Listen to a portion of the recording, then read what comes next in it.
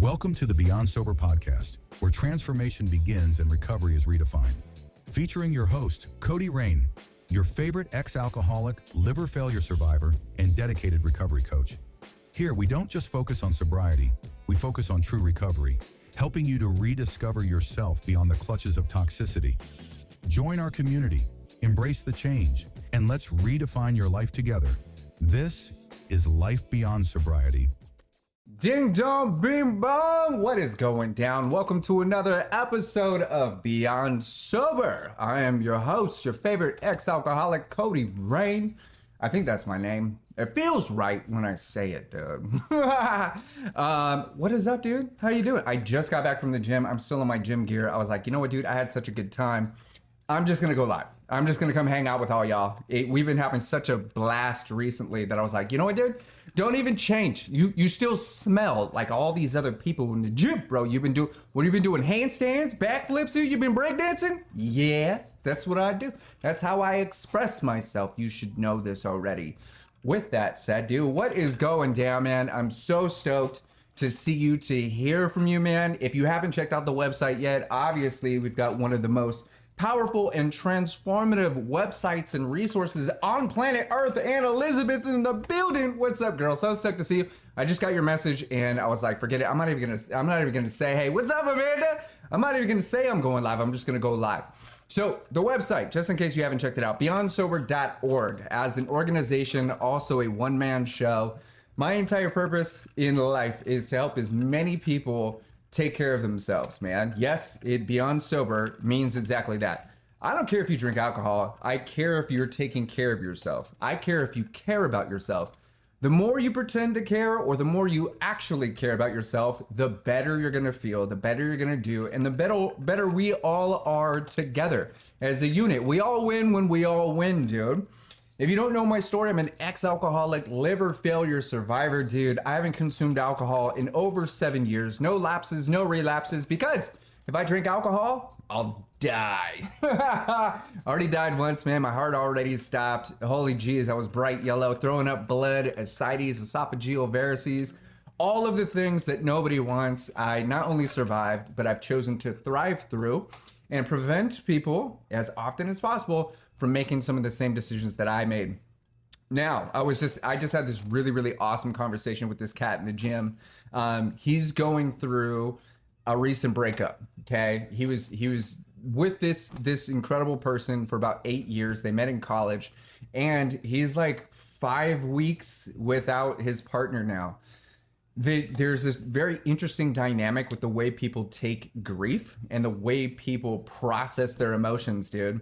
Kristen, what's up, girl? And I was telling him, I was like, hey, bro, hey, dude, now is not the time to beat yourself up and find a reason to drink. He says, yeah, dude, I'm already not eating. I'm like, is that why you're so thin? You look cut, you look bulky, you look healthy, you look good. But have you lost an excessive amount of weight in a very short period of time because of this breakup? He's like, yeah, dude. I said, hey, bro, we can't do that. Wait, dude, what's up, girl? We can't punish ourselves, man. What do you think? You think that you just made the wrong decision, bro? Dude, you rode that relationship out. What's up, Bailey? For 8 years, dude. Taking a break or splitting was the best for both parties, dude. Now, I know the amount of grief and the amount of weight and the illusions that you feel like were just shattered. Are enough to make you go like, I'm not even hungry. This is when we eat the food. Namaste. This is when we eat. This is when we go to the gym. This is when we go for a run. This is when we meditate. This is when we take care of ourselves. And that's my honestly, that is my highest message right there. All of your strength, okay, all of your pains can be converted into purpose, dude. That is literally the message right there. Shift your perspectives. Change your life, dude. If you've survived all of the substances and the struggles, what makes you think you won't survive the recovery and the healing? We're so good at punishing ourselves. We are phenomenal at making things just a little bit more difficult. So when we get out the other side of that, we feel a little bit more deserving, dude.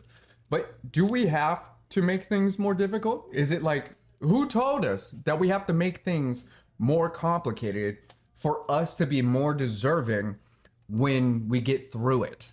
Whether we're drinking alcohol, we're taking a pill, we're staying in a toxic relationship, or we're creating a new relationship in attempts to get out of something that we didn't necessarily prefer or didn't work out. What are we escaping into, or what are we running away from? I was telling my homie, dude, either you're coming or you're going, but you're always on the way. So which direction are you going? Are you using this pain and this struggle to transmute it into personal growth? Or are you finding reasons why you messed up? Like everything's crumbling. What's up, Brandon Lee? Nothing's working anymore. You couldn't hack it. You weren't good enough. You don't have what it takes. She found someone better. That's not how we want to look at the circumstance, even though it feels right. It feels right. Obviously, you were the one to blame, right? That's why they broke up with you? Obviously, you did something wrong. Hey, with level 19, what's up? That's dope, Brandon Lee. You must have messed up somewhere, right? So you have to take full account. Neural Sparkly, that's Emily told me that. I've been reading your name wrong. What's up, girl? Neuro Sparkly Mama. I've been saying Neuro Spicy because Neuro Spicy has been like one of those things on the social medias. Neuro Spicy is just a neurodivergent human being, someone with ADHD or even ADHD, which is ADHD with a touch of the tism. But Neuro Spicy, man, super, you know what I'm saying? Right? Anyway, with that said, dude, what's most important is that we allow this information to be exactly what it is. And one of the things that I talk about inside the Beyond Sober program and when I'm working with people is objective realities. Seeing the truth beyond the beliefs, man. Headed to war? Dude, I just got back from the gym, bro. This is my gym gear. When I'm doing backflips, I want to feel like I'm good, right? If I'm landing on my head, I want to have my gear ready to roll, man. This is my Manny pack. Holds my cell phone, it holds my wallet, dude, and all the other miscellaneous things. You can see I got my headphones on here. I got some gloves.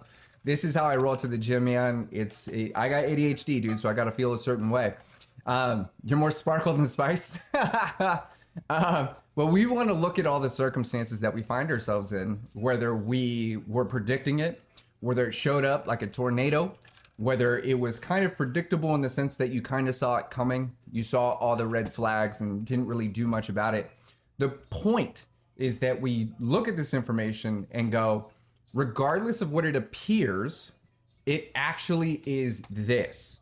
Now, one of the interesting things that we do, and it's so easy to do it, is to develop a belief system that makes things seem or appear or feel like they're worse than what they are, like they're not what they actually are, or that they are less of what we prefer them to be.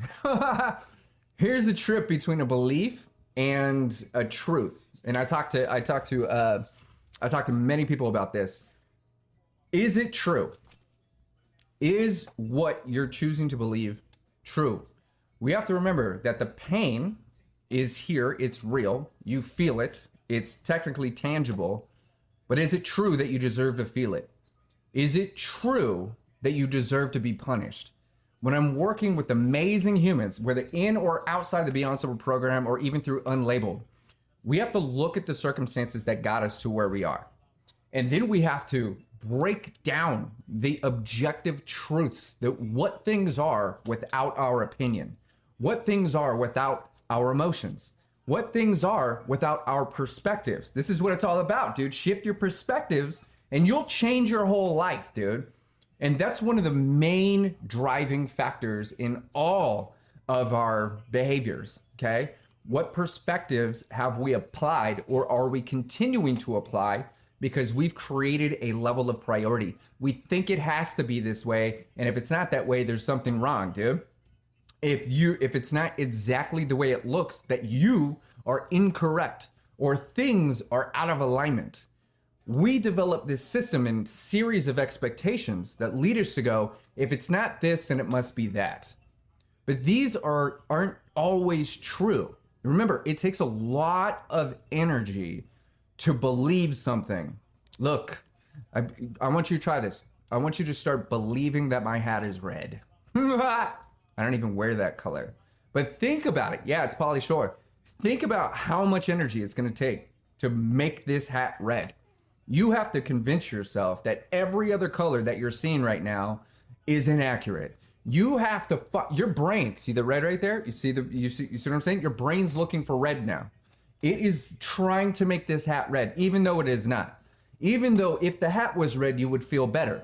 If the hat was red, it would say something else. If the hat was red, if we have a belief, it means we're spending a majority of our energy attempting to make things true, opposed to accepting it as it is. It's not a red hat, bro. It's just not. Regardless of how you feel about it, regardless of how much I look like Pauly Shore, I'm not. I don't look like him. Even Pauly Shore says I look like him, but I'm not. As much as you wish I was, I am not. The trip with this is, as you say Pauly Shore, you're actively out here looking for it. Is that the same shape of his eyes? I swear it's his eyes. Is he like a younger version of Pauly Shore? He's like Vin Diesel and like Pauly Shore put together. You should call him Vin Weasel, right? Your brain is actively working super hard to make Pauly Shore real. But when I go like, no, I'm not. You go like, are you sure? Are you really sure? You can't be that sure. Is he your dad? You must be related. That's your brain actively attempting to make it true. It's never going to be true regardless of how we look at the circumstances. So we want to look at our life, or what we call life, our environments, what we're thinking, what we're feeling, what we're doing, the projections that we're throwing out there that get us excited about today and tomorrow, and go like, what is it really? Do I actually deserve all the things I want? Whether you like it or not, the answer is true. The answer is yes. The answer is accurately, profoundly, yes, you deserve all of those things. Even when you're at your lowest, especially when you're at your lowest, that's when you're most deserving. Not because you've earned more, but because it's more true. It is true. You're willing to suffer through this pain, right? You're willing to dig a deeper hole? Why wouldn't you deserve the success, the abundance, the peace, the relationships, the opportunities? Of course, dude, we like to chalk up our life and going like, hey, you want to know how much I love you? This is how much pain I'm willing to go through for you. Even talking to my homie, he was saying that I'm willing to sacrifice some of my gym sessions to go to the bar with you.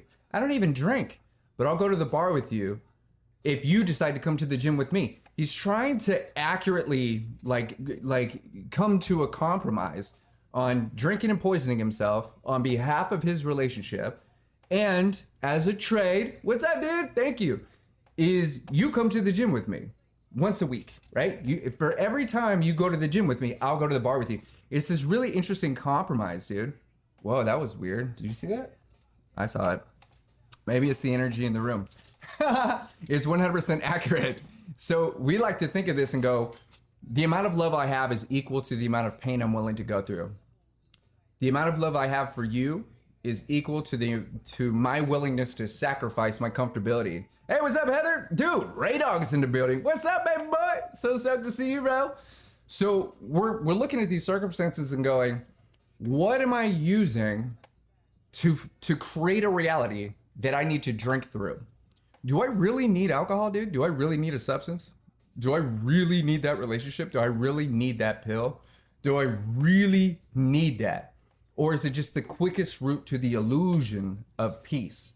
Is it the easiest route to less pain? Dude, just because it's easy doesn't mean it's beneficial at all. Most things that are super easy are very rarely beneficial, man. Let me see. What was your first physical sign that you were damaging yourself? I was sad. We got to remember this, dude. I was talking to a homie in the gym a few minutes ago, just about how little alcohol he drinks and how often his partner used to drink. And the trip is that alcohol is a neurotoxin. It is a drug that we overdose on. One drink a week spikes your cortisol. That's a high cortisol is a sign that something's off in your body. Could be testosterone. There's 1,400 chemicals and 50 hormones in your brain and body. Higher cortisol is one of the first signs that you're damaging yourself or that you're consuming something that is damaging.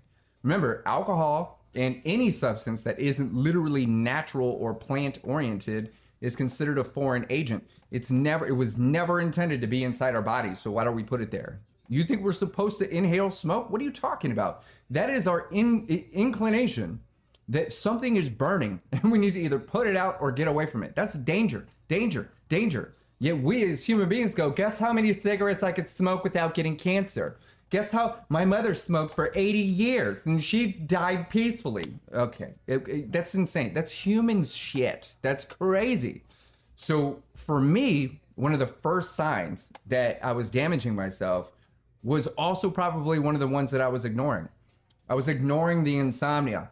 I thought I just like staying up late. No, that was because of the alcohol. That's damage. I'm damaging my psyche. I'm damaging my physical and mental and psychological health. I'm staying up later for some reason. Okay? I was becoming more depressed, more sad. I didn't want to be alive. I was somewhat, kind of like on the edge of offing myself. That's a sign that I've been damaging myself. That's a sign that I need to be taking care of myself, not ignoring it with a poison, attempting to get away with it. Because here's the thing, anything that you ignore is catching up to you. It is catching up to you. It is so easy to live in the ignorance or the absence of the direct impact of what we're causing with alcohol or with any substance. This is why people go like, all I want to do is start a whole new life in a new city. The unfortunate part about you being in that city is you still exist. That city is going to feel exactly the same because you're exactly the same. You're going to see the same people, do the same things, feel the same things. You're going to adopt the same behaviors. You're going to have the same exact experiences because you are no different. That's the difference between sobriety and recovery, by the way. But the point with this is there's so many symptoms that we ignore that we just chalk up to everyday life. Look, dude, check this out. Here's something crazy. A lot of people don't even want to accept it, but it is factual. Scientifically sound.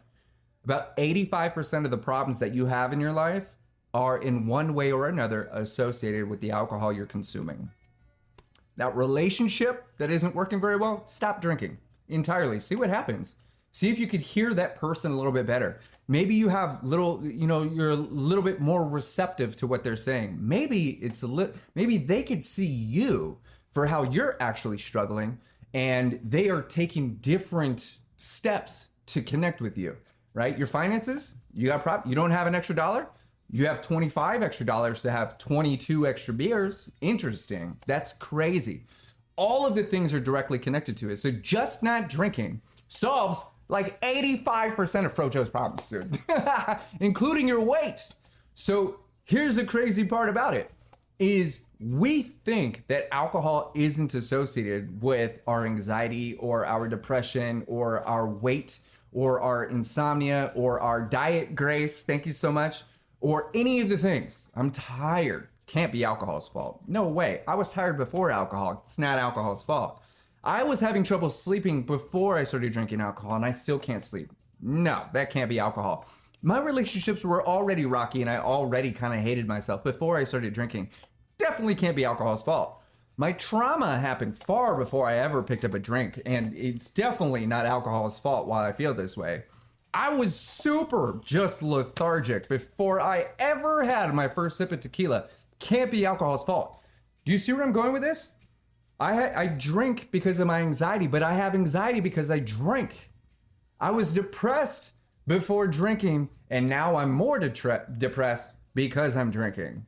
I had minimal physical and psychological trauma prior to drinking alcohol. Now I have deep-rooted cellular trauma associated with consuming a neurotoxin that's been literally shrinking my brain. And so here's what happens, right? I've worked with thousands of people, dude. I can't even tell you. All I do all day long, aside from go to the gym, is respond to messages, talk to people, Zoom calls, working in and out of 2 different programs, plus coaching and mentorship and all the things. Aside from that, I'm even talking to people in the gym. The amount of information that I have and the amount of similarities between humans and their experiences is next level, dude. It is seriously just crazy, boy.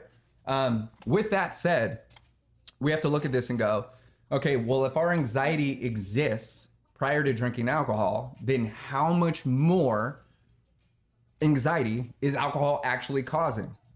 You're going to have anxiety because you're an anxious person, neurosparkly. You're going to be depressed because you haven't healed from what is depressing. Alcohol is also a depressant.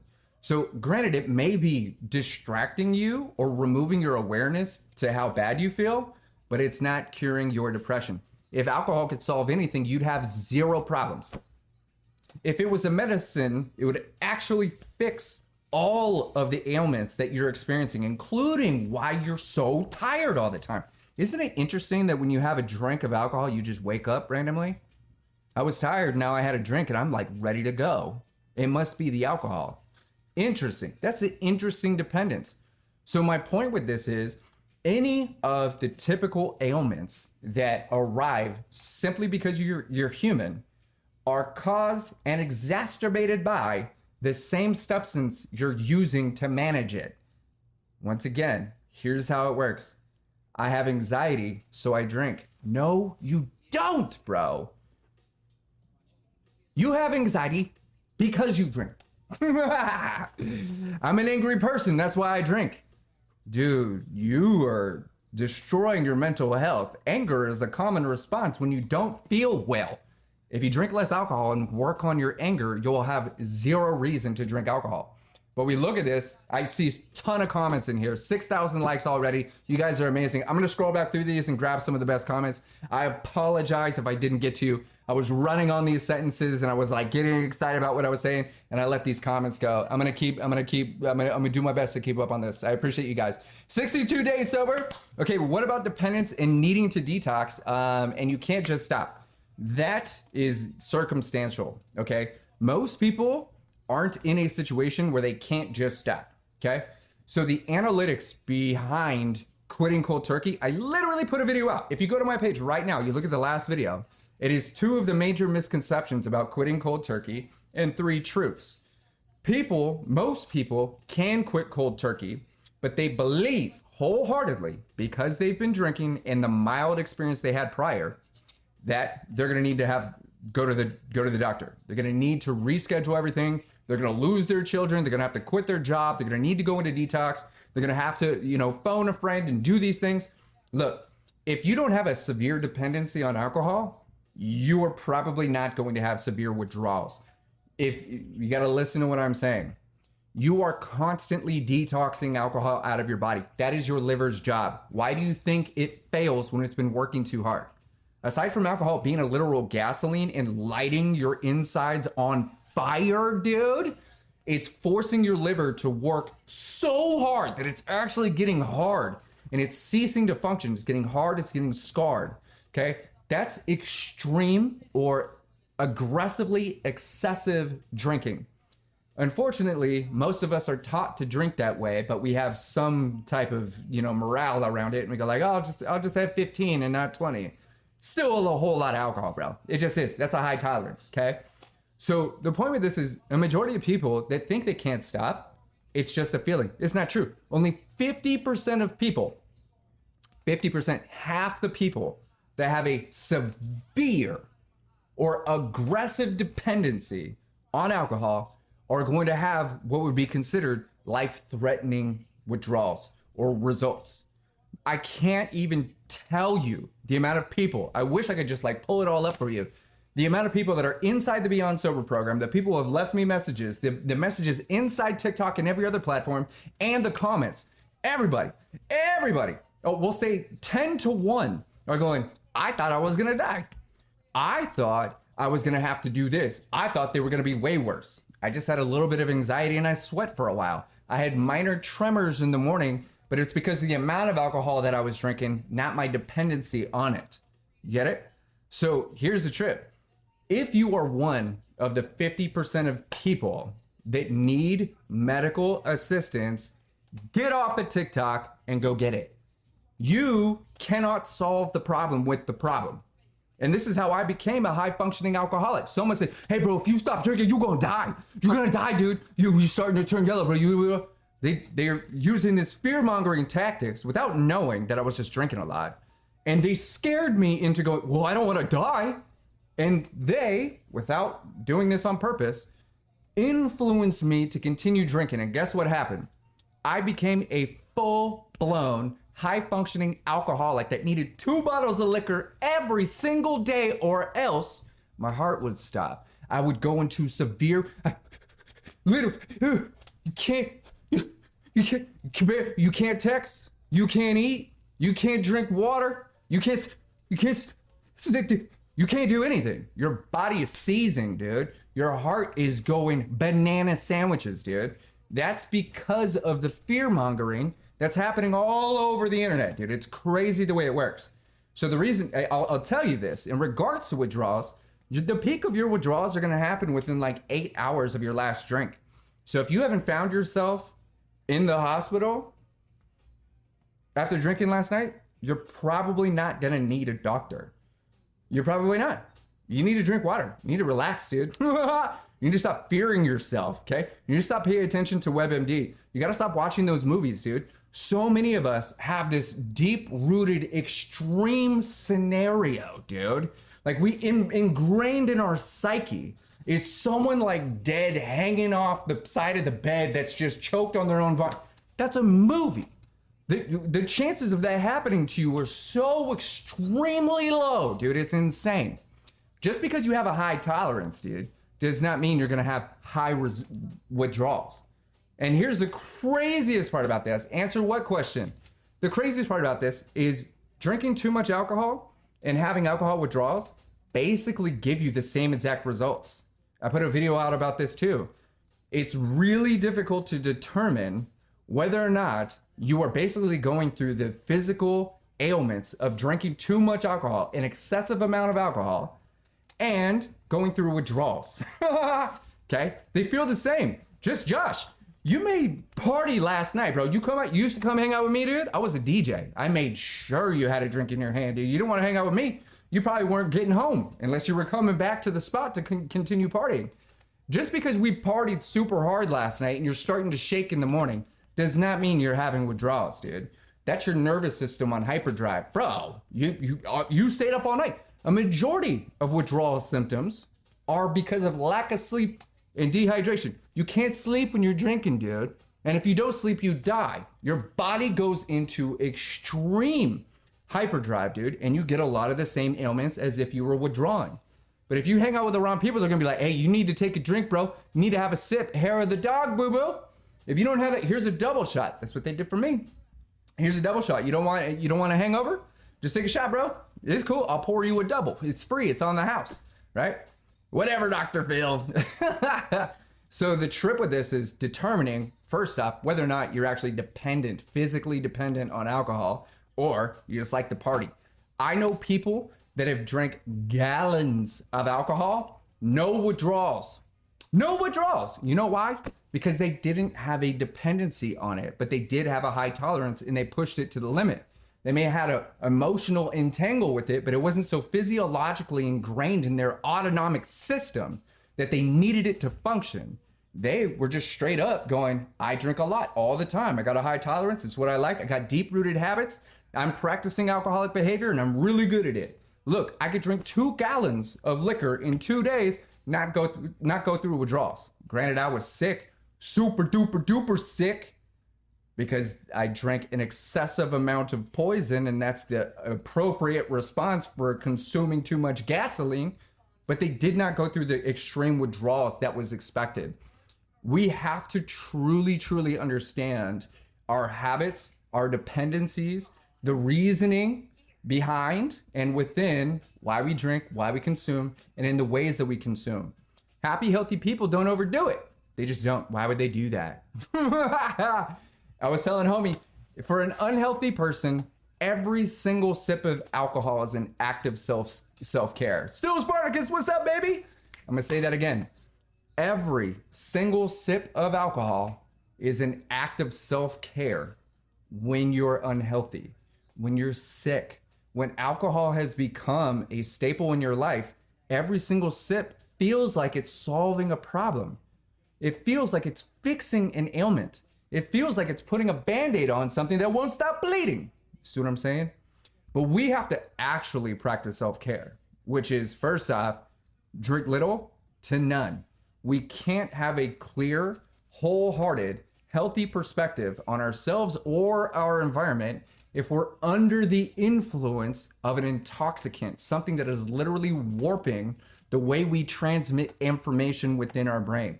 Alcohol embeds itself into the cells of your body, dude. You're drunk to a cellular level, bro. Alcohol just doesn't sit in your belly, dude. We forget about this, dude. Hang on, Austin. What'd you say, brother? Hey, so good to see you. Little or none. So, Austin, yeah, here's the thing, dude. I can't even tell you how many full-blown alcoholics. Keep in mind, I'm not calling them alcoholics. This is how they identified. They identified as an alcoholic. They had a dependency. We were working on it. They were able to drink less over time, lower their tolerance, lower their interest in alcohol. In doing so, and at the same time, consume more water, eat better foods, move their body a little bit more. They moved out of dependency and into control. The trip with this is it's so subtle that of course it's somewhat difficult because there's a layer of dependency there, but we're retrading the system. And then what happens is they find themselves in a state of control where they could now drink casually. There's every single person, every person that has a dependency, first off, you don't want to drink. When you have an addiction, when you have a dependency, you don't want to drink. That's really the key here. Alcoholics do not want to drink alcohol. They have to. They have to have it. So when someone is in that space going, I don't want to have to drink or else, bro. And then we finally get them down to this space where they could drink casually. Not only do they feel better, but they go back to the state of control going like, you know what, dude? I can drink casually. I'm not encouraging this behavior at all. I'm talking about extreme circumstances with people. There was a lot of tears. There was a lot of pain. There was a lot of family involved, all these things. But the point is that you can break a physiological addiction by getting healthy, retraining your brain and body. That's what the term ex-alcoholic means. I once was in an unhealthy relationship with alcohol. We broke up. I broke up the physiological, emotional entanglement with alcohol. That hurt a lot. That was one of the worst breakups ever. Physically, I stopped being dependent and or craving that alcohol, and we're no longer friends. We're no longer cool. No hate. Hey, you can go hang out with whoever you want, but I'm on a whole nother level now. Like, we don't hang out. You're cool. I got nothing but love for you. You can go hang out with anybody else, but you are my ex. I'm an ex-alcoholic. What that does mean is I can drink alcohol now. Do I want to? Absolutely not, dude. I got stage 4 cirrhosis. I've already been through the ringer. In no way whatsoever do I want to consume a gasoline on purpose, dude. The only way alcohol's ended up in my body is if you chain me to the ground and force that. And I will fight you to the bitter end because I don't want it in my body. It's not supposed to be there. I feel manipulated by the system, by society, by my parents, by my friends. I feel like I was taken advantage of and then betrayed at the same time.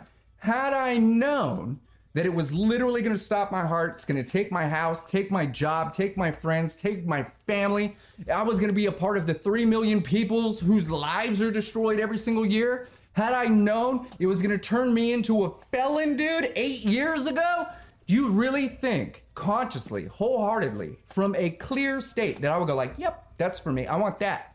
That's going to make me, that's what I want. You know what? Yeah. No, nobody chooses an addiction. Nobody chooses their how do you say, dependency. But every single person on planet, whether they're healthy or unhealthy, chooses to survive. We're all choosing survival. What are you choosing? You killed your brother at 35? My heart stopped at 32. I'm with you, right? And here's the crazy part. I can't even tell you the amount of people that I've worked with who have also survived liver failure going, dude, like, how did you do it?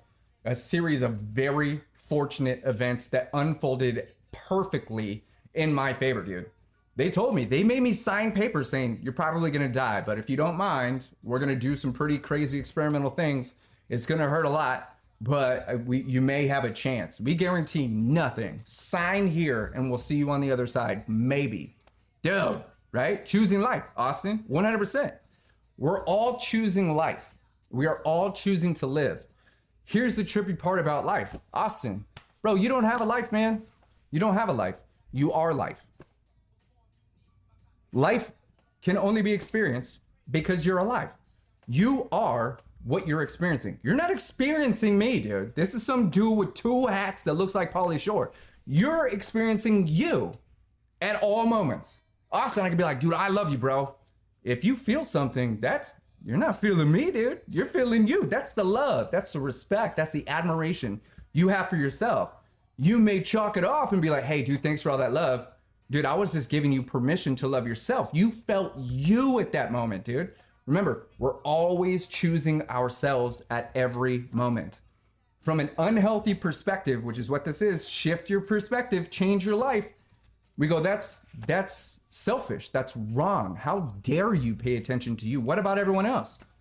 Well, don't you think everyone else should pay attention to themselves and we wouldn't have to worry about anybody else? Like, I feel bad that I had to create this, dude. I love that I'm the guy to do it. I love that I've been able to work with thousands of people, dude. It's in court systems, dude. Schools are trying to pick it up. The book's coming out. All these things.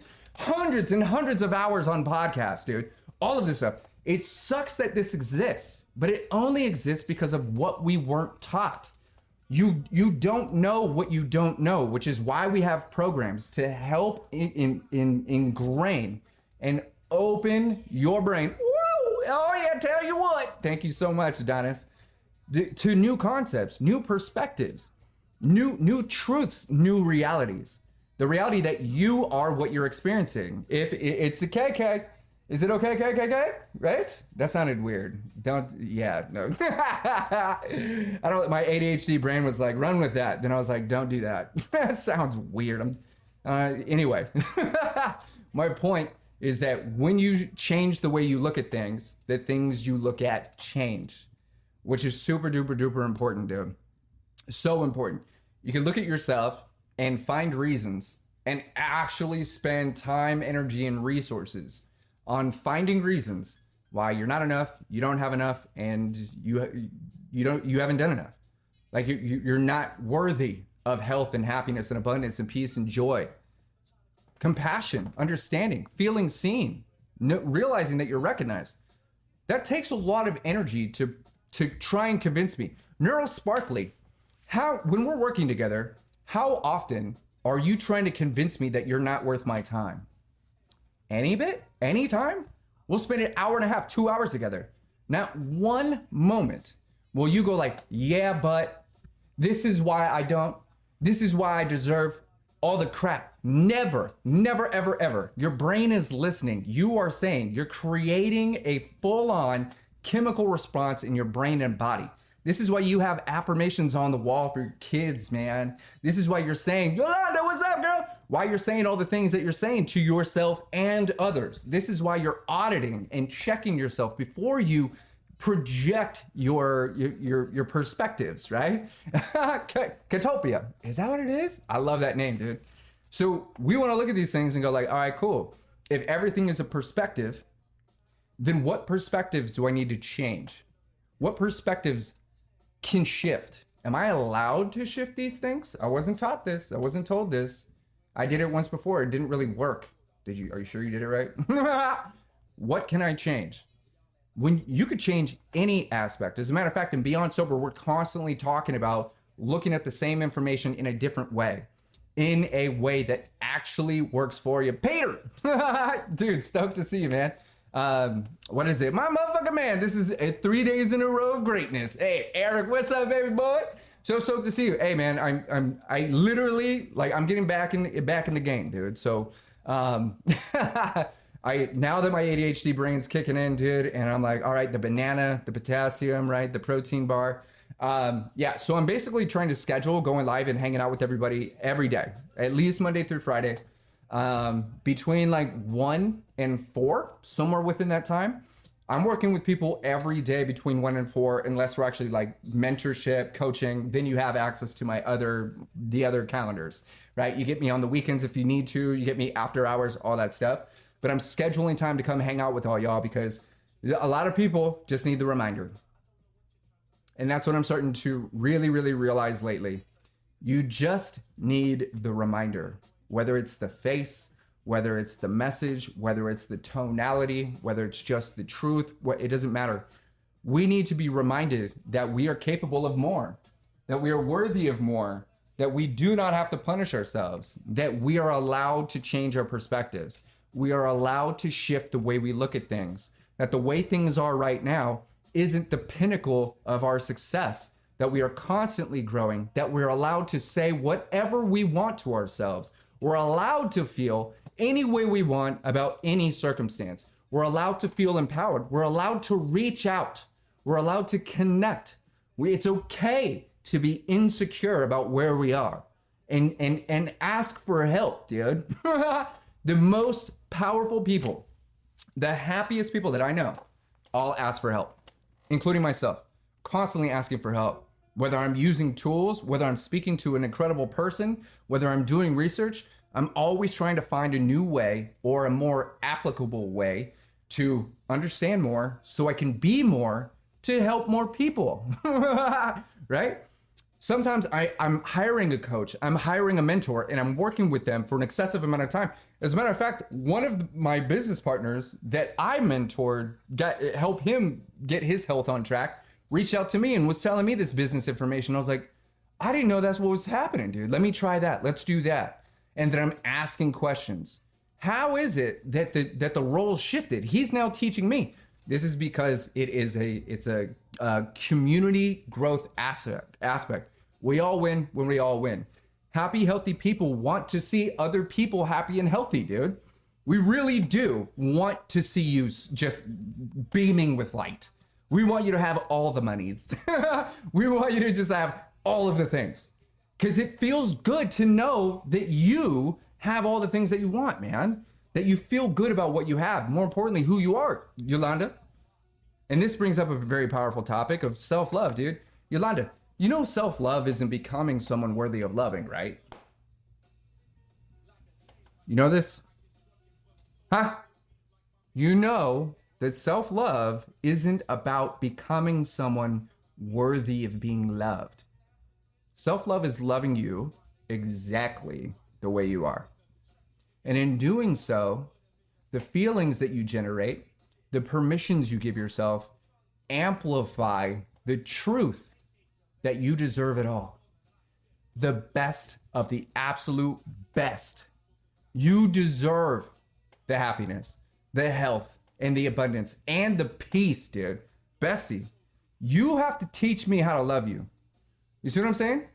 Betsy, you need to teach me how to love you. You need to teach us what love looks like to you. Otherwise, we're going to go like, do you like rocks in the face? It came from a loving place, but it hurts. My point is, if you don't show me how you need to be loved, what love looks like to you, then it's going to feel like nobody knows how. And more importantly, the people that are in your life are going to lose interest because you're not even helping us love on you. We do. We want to. We want to love you, dude. And we want you to love on you, but you have to do it first. This is why Beyond Sober exists. I want you to take everything that's in here and do it better. This didn't exist when I was struggling, dude. When I was at my lowest, this version, no other human existed in my presence. Emily, what's up, baby? Love you so much. It didn't exist. So I had to become it and I had to create it. So this is where I'm really going, dude, take everything I know. Take everything that I've experienced. It's all in one place. Imbibe it. Eat it. Embody it. Do it better. It's all curated for you. And the coolest part is it's easier for you to take it to another level because you don't have all these outside circumstances working against you like liver failure. Now, I work with a lot of amazing people who are definitely struggling, who have been through breakups. They're going through divorce, about to file papers, dude. I know amazing humans whose family members are dying very slowly. There's so much emotional and potential weight on the way, and it's eating at them every single day. It is literally just creating this underlying nuance of oppression, and it's just weighted and sad. Even through all of those things, that's more of a reason to take it to another level. That's more of a reason to go, all right, give it all to me. I need to learn everything that I possibly can because life is school, right? What do I want to learn? Do I just want to learn how to survive the pain? Is the only thing I care about getting to the next day? Or am I actually interested in changing my future, changing my life, shifting my perspective, seeing things in a way that works for me? I don't want to be the victim anymore. Even though it feels like everything's happening to me, I still want to transmute that information into a driving force to take care of myself and others. You're allowed to do that. You don't even need permission. Gotta go back to work. What? Yolanda, thanks so much for hanging out. We sincerely appreciate you. Hang on. I went to a full-blown psychosis getting sober, but now I finally feel better. I'm autistic and ADHD. Alex, bro. That is super duper dope. So you are considered Audhd, which is ADHD/the tism. That is super amazing, dude. I love that for you. Keep in mind, when I say it like that, you're like, why would you like that for me? Bro, I'm proud of you. The circumstances in which you've been handed or found yourself in have not been in your favor until the pressure was on. You were able to move through psychosis. I've worked with people who were hospitalized because of psychosis, man. I've been in spiritual psychosis. I know what it's like to basically take on a whole new personality, getting so deep in personal growth that you lose touch with who you are. You disconnect from yourself. You are so outside yourself. You literally need people to bring you back to reality.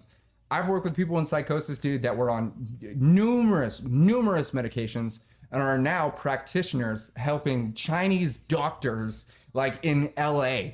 I know people who have incredible practices because of the psychosis that they went through. It is not something to mess around with, but I say this to go, I'm super proud of you, dude. Given your circumstances, you're here, you're choosing to be here, you're not forced to be here, you're moving through, you're not just convincing yourself, but you have been convinced by you that life is actually worth living. You're struggling forward, even through the psychosis, even through the autism, even through the ADHD. You're going, this is me, boo-boo. Let's go. Dude, I want to see what you're really, truly capable of, man.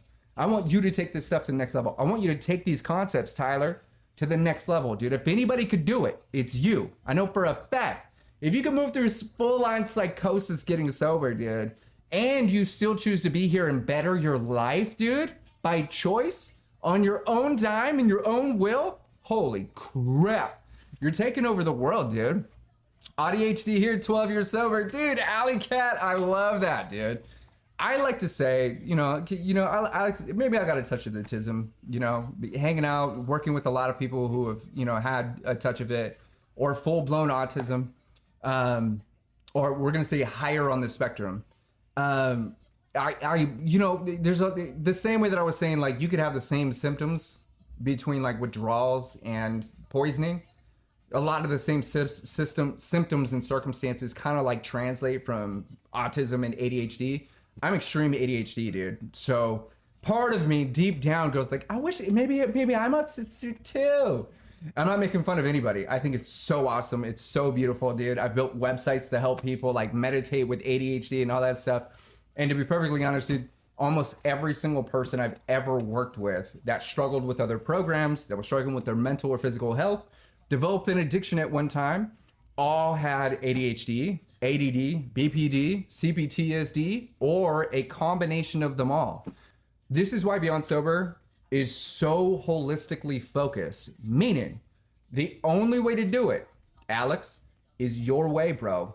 Your brain works very specifically. So I can't tell you what to do, but I can help you curate a toolkit that is designed specifically for how you think, how you feel, and where you want to go. And then we could drill that and create that and format that so it's your own super weapon. Because I'm telling you, dude, like, I'm not going to tell you to go to the gym. That's my thing. I'm not going to tell you to wear 2 hats. That's my thing. Like, that works for me. I got tiny ear holes. I need to cover these things up, dude, right? I had to create extra ear holes. You see what I'm saying? My ear holes are so tiny. So my whole thing, what works for me, doesn't always work for most people. But this is, it doesn't work for a lot of people. But this is why when we work together, or we even talk about it, or you're in the program and you're moving through it, it is triggering different concepts and possibilities to where you can go, you know what, dude, maybe going outside and going on that path over there and looking for this thing instead of that thing is probably better for me. I'm going to go try it. And then you figure it out. Pauly Shore, what's up? That's number 2 today. But that's so cool, dude. What's it called? What was I going to say? 777 days sober today. That's incredible, Emily, but are you happy? Okay. Sobriety is easy when you're happy, dude. Happy, healthy people aren't sitting here going, do I drink too much alcohol? Is today the day that I want to destroy everything? Should I put some poison in my body? People that are actually focused on their health and their happiness know that no amount of alcohol is good for their body. No amount of toxicity, that's toxic people, toxic thoughts, toxic environments, toxic family, dude, toxic friends, toxic social media, toxic news, toxic animals, toxic trees. Anything toxic is what they generally move away from because it's unhealthy. It doesn't help them add value to their life. And as a matter of fact, anything that's toxic is usually taking value away from our life, making life more difficult. So you could be 770 days sober and be the exact same person you were when you're drinking minus the alcohol, right? You're so much happier. Dude, I love that, dude. Bing bong, relapse. What about relapse, bro? We'll talk about that in a second. I'm living around it still, but still 2 years sober, July 27th. That's incredible, dude. 151 days sober, Manny. Dude, that's power, dude. That is so powerful. Like, that is seriously next level, man. I haven't consumed alcohol in 7 years. Over 7 years. I have no intention of doing that. Been there, done that, died about it. I've never said that before, but I think it's kind of funny. Been there, done that, died about it. One of the things that I like to tell people is, dude, drunk over here is the same as drunk over there. There's really no difference, man. It is the same concept. It is the same experience, just more pain. And I've worked with a lot of people recently, a few people recently, who have had some like underlying autoimmune circumstances. And they were wondering if they're going through alcohol withdrawal or their autoimmune, like their MS symptoms are amplifying and they're trying to compensate. But the point is that we have to get the alcohol out of the body first so we have a clear view of the symptoms so we could take appropriate action. Sometimes people just need to reach a state of sobriety. They just need to stop drinking for a little bit, right? The worst thing that could happen, Tyler, is a better life, bro. A lot of people don't stop drinking because they're like, no, my life is going to get worse. I'm going to have to deal with my trauma and my thoughts and my feelings. And welcome to life, bro. Those are the things that need your attention. You wanted something to do. You said you were drinking because you were bored, right? Might as well fix the things that make you want to hurt yourself. What else would you do with your life? You're going to continue. We don't want to remain someone capable of causing more harm in our life. We want to recover into someone that is very, very low on the scale of someone that we have to worry about. Can I trust you with your emotions, Tyler? Manny, can I trust you with your emotions? When we're not hanging out, bro? Can I trust you with your emotions? Or do I have to worry about you? That's a big thing. A lot of people don't get asked that question. Can I be trusted with my own emotions, dude? Or am I going to flip out? Am I going to hurt myself? Am I going to hurt somebody else? Are people right now worried about what I'm doing because I haven't instilled a sense of trust within them about me? Are people worried because they don't trust me with my own emotions, Donovan? Dang. That's not a reason to be upset. That's a reason to develop some trust. I want to trust me. I want to make sure that I can trust myself. I can trust myself in any circumstance. I was telling Emily last night, and I was like, unless someone's actively attempting to hurt me, dude, I don't care. Like, it doesn't matter. Unless something detrimental has to be happening. Because I trust myself in all of these circumstances, including the crazy ones. You have no idea what I've been through, what I've seen, what I've felt, what I've survived. Y'all only know what you know, right? And I'm still remembering things like every day. But the point is I've developed a trust in myself going, okay, if you could survive the pain, you could also survive the recovery. That's what it is. When you shift your perspectives, you change your life, dude. If you could survive the pain, dude, what makes you think you won't survive the healing? That's crazy to think about. And we become afraid of who we might become, what we might say, what we might do, because we don't trust ourselves. Donovan, dude, thank you so much. We're sitting here operating going, well, I've made all these other horrible decisions that basically turn me into someone that I don't necessarily appreciate. So I can't even trust me. But Donovan, you're still showing up, dude. You're right here. You could be anywhere. I trust you. You're going to show up tomorrow, right? You're going to take care of yourself. You're going to get a resource, right? You're going to drink your water. I can trust you to take care of yourself, right? I don't have to sit here and go like, you know what? Donovan's probably drowning in the sauce right now. Don't call him. He's not conscious. I trust Frojo. I trust Frojo all day because I know for a fact that he's been through the pain and transmuted it into purpose. He's like, dude, you remember, dude? He defended this. When Frojo trusted himself from an unhealthy place, he drank himself to blackout. Let me see how much trust I have in myself. Right? Can I have just one? Can I drink consciously? No, I practice that trust, and I learned that I'm just not trustworthy. Don't put a drink in my hand. Don't give me the opportunity. I can't be trusted with it. Then he stopped drinking, started taking care of himself, and now he's developed an immense amount of trust in his ability to struggle forward, to not reach for a substance, but to reach for water, dude. Speaking of which, where's mine? To reach for something that's moving him forward. And every single time he does that, he is adding another document of trust to a stack of trust he's created for himself since his last drink. I trust that dude all day. 26 months later, god damn, bro. That's power, man. I love that, dude. I love that for you. Dude, Frojo, you trust you, right? I'm not worried about you, dude. I'm not worried about you. Can any alcoholic drink casually or not? Lemon water. I need to grab some lemon, dude. An alcoholic, it depends on what you mean by casually, because before I go, my jaw is starting to hurt, and I know the girls are going to come home soon. An alcoholic is someone who's dependent on alcohol, okay? An alcoholic doesn't mean they drink a lot of alcohol or they have a high tolerance or they drink every day. Yes, someone that practices alcoholic behavior and has a dependency will do all of those things. So I want you to really think about this. This is science. Casually drinking, okay, or low risk drinking is considered 1 to 4 drinks a day. That's nothing. That's like 400 calories. Nothing, dude. 1 to 4 drinks, dude. Ideally, when we have a low tolerance, we should be catching a buzz and feeling pretty good off our first, maybe second drink if we're kind of seasoned. So remember this, casual drinking is like 4 drinks or less per day. What if you have a dependency on having 3 drinks a day? So not only you've developed a dependency, which makes you on paper an alcoholic, but you're drinking at low risk. What that usually means is you've drank at such high risk that you're practicing drinking less and drinking yourself down to a casual amount. So an alcoholic with a dependency on alcohol that uses it to function, use it for emotions, use it for physical, all the things, can absolutely drink at low risk. But if you are an alcoholic and you have a dependency, you've gone too far. You don't want to continue drinking casually because that's exacerbating your dependency.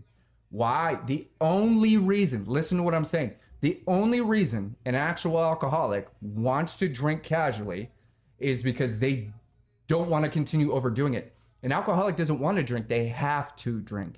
And if they have to drink a poison that they can't not drink, they want to drink casually. They want to drink less of it because they know that their tolerance is just going to keep going up, that they're going to keep blacking out, that they're just causing way more damage. An alcoholic knows they're an alcoholic. They know this. It isn't like, maybe I'm an alcoholic because I like to party. No, bro. You know. You know. You also know your level of dependency because within 8 hours of your last drink, you probably were feeling some kind of way. You were probably having some type of symptom that made you have to have a drink. Or alcohol was the only idea that you could possibly come up with to solve the ailment that you're experiencing. That's alcoholic. That's full-blown dependency there. So a very long-winded answer to can an alcoholic drink casually is it is yes. Is that recommended? Absolutely not. But if you are practicing consuming less alcohol, like the single shot method, if anybody's interested in practicing drinking less alcohol safely, singleshotmethod.com, or just go to beyondsober.org. You'll see it right here. It says resources. You'll see single shot. You'll see the blog, clothing, like all this stuff. Check out single shot. It's a video that I put out. Thousands and thousands and thousands of people have watched this video and practiced drinking less alcohol to such a degree where they went from a bottle of liquor a day to 2 or 3 drinks a day, and then they just quit cold turkey. No problems, no withdrawals, no issues. So an actual alcoholic that's practicing drinking less and following a regimen like the single shot method is going to end up drinking casually for a series of days, maybe even weeks, before they put the drink down permanently, right? Remember this, dude. I don't care if you drink. I care if you care about yourself. The more you care about yourself, or the more you practice caring for yourself, the less alcohol is going to be necessary in your brain and body. There's nothing that alcohol could possibly provide that you don't have access to without it. I know you like the confidence or the illusion of the liquid courage and all those things, but you are confident in one way or another. You're confident in being not confident. You're confident in saying that you lack confidence, so you are confident to some degree. We have to practice that layer of confidence or hilarity or whatever it is you think alcohol is giving you without drinking. At that point, you will realize that there is nothing that alcohol or a pill can possibly provide that you don't already have or have access to. We don't have to hurt ourselves in order to find a reason to actually take care of ourselves. We could actually just start taking care of ourselves and find less of a reason why we deserve to be punished. With that said, my neck hurts like crazy. I could feel the workout from earlier.